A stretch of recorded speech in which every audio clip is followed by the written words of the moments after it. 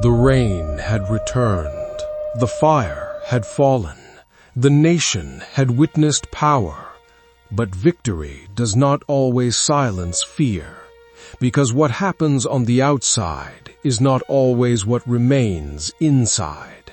And the man who had just stood against a nation was about to face something far more personal, a voice, a message, a threat. Jezebel had heard everything, not the rumors, not fragments, everything. The fire, the altar, the defeat of Baal, and she responded the only way darkness knows. How? Not with surrender, with retaliation. A message was sent, direct, personal. By this time tomorrow, you will be like them. No negotiation, no delay, death. And suddenly, everything shifted. Elijah saw it, not the fire, not the victory, the threat. And fear entered, not gradually, immediately, because fear does not need time, it needs attention. The same man who stood before 450 prophets now stood alone with a message, and something inside him broke. He ran, not strategically, not prophetically, emotionally. Because when fear takes hold, movement loses direction. He ran into the wilderness, away from people, away from responsibility, away from everything that once defined him. Because sometimes exhaustion disguises itself as escape. He came to a tree, not significant, not symbolic, just a place to stop. And he sat down. The prophet of fire, now silent. The voice that commanded the heavens, now whispering surrender. It is enough. Not a prayer for strength, a request to end. Take my life, because when the soul is overwhelmed, even purpose can feel like a burden. I am no better than those before me. Comparison entered, distortion followed, because brokenness does not speak truth, it reshapes it. He lay down, not to rest, to withdraw, to disappear, to end the pressure. And then heaven moved, not in fire, not in power, in care. An angel touched him, not rebuking, not correcting, restoring. Arise and eat, simple, gentle, necessary. Because sometimes the most spiritual thing God will do is take care of your body. He ate bread, water, not symbolic, real, sustaining. And then he slept again. No pressure, no instruction, just rest. Because God does not rush the healing of a broken man. The angel returned again. Arise and eat. The journey is too great for you. Not condemnation, recognition. Because even prophets have limits.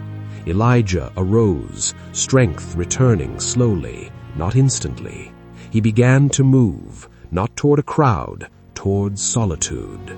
40 days, 40 nights, a journey shaped by exhaustion and quiet restoration, until he arrived, a mountain, Horeb, the same place where fire once revealed God to Moses. But Elijah did not stand on the mountain. He entered a cave, darkness, enclosed, hidden. Because sometimes when a man is broken, he hides even from light. And then the voice came, not distant, not loud, close. What are you doing here, Elijah? A question, not for information, for reflection. Elijah answered, not carefully, honestly. I have been very zealous. The people have abandoned you. I am the only one left, and now they seek my life. It sounded true, it felt real, but it was incomplete. Because pain edits reality. It removes what does not match how we feel. God did not argue. He responded, "Go out, stand on the mountain." Elijah moved slowly, stepping out of the cave, back toward exposure, back toward encounter. And then it began. A wind, strong, violent, tearing through the mountain, breaking rocks, power, force, display. But God was not in the wind. Then an earthquake, the ground shaking, stability removed, everything unsettled. But God was not in the earthquake. Then fire, intense, consuming, familiar, because Elijah knew fire, but God was not in the fire. And then silence, not empty, not absent, full, a whisper, still, small, precise. And Elijah knew, because intimacy recognizes what power cannot explain. He covered his face, not out of fear, out of reverence. And the voice came again. "What are you doing here, Elijah?" The same question, but now in a different atmosphere.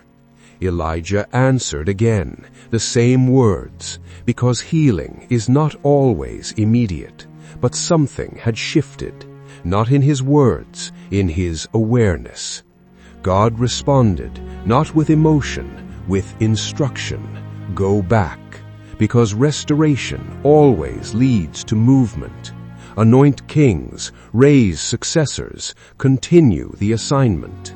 Because calling does not end in caves, it is refined there. You are not alone, a truth Elijah could not see. There are thousands who have not bowed, because isolation is often an illusion created by pain.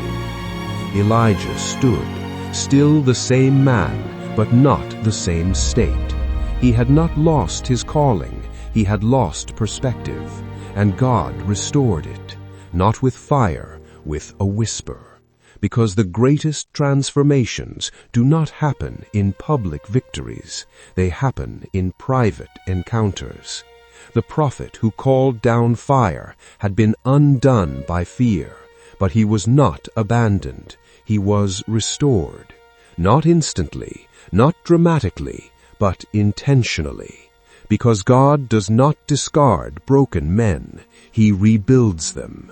And the man who once stood unstoppable had now been unraveled, so he could be made whole again. But Elijah's story is not just about a prophet who ran. It is about what happens when strength runs out. Because there are moments in life where you have done everything right. You obeyed, you stood, you believed, and still you find yourself tired, not physically, deeply, where your thoughts are heavier than your actions, where your prayers feel quieter than before, where even purpose begins to feel like pressure. Elijah was not weak, he was overwhelmed, and maybe that is where you are. Not faithless, just exhausted. Not lost, just worn. And here's the truth most people miss. God did not meet Elijah with fire. He met him with care. He let him rest. He fed him. He listened to him. He did not rush him out of the cave. He walked him through it. Because God is not only the God of power on the mountain, he is the God of presence in the valley. So if you feel hidden, if you feel like you have withdrawn, if you feel like you are not who you used to be, you are not finished. You are being restored. Because brokenness is not the end of your story. It is the place where God rebuilds what pressure tried to destroy.